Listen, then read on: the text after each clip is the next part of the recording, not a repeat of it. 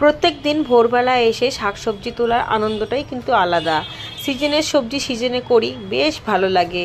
পরিশ্রম তো হয় বটেই, কিন্তু তারপরে যখন পরিশ্রমের ফলটা পাই তখন আনন্দে মনটা একেবারে ভরে যায়। ভোর হতে না হতেই সেই জন্যই চলে আসি বাগানের সবজি নিতে। আর আজকে এসেছে আমার সাথে আমার প্রিয় পোষ্য। এই যে বাগানে আসতে তার খুবই ভালো লাগে। বাগানে এসেই ঘুরে ঘুরে দেখবে, তবে কোনো ক্ষতিই করে না, সব কিছু ঘুরে দেখা চাই।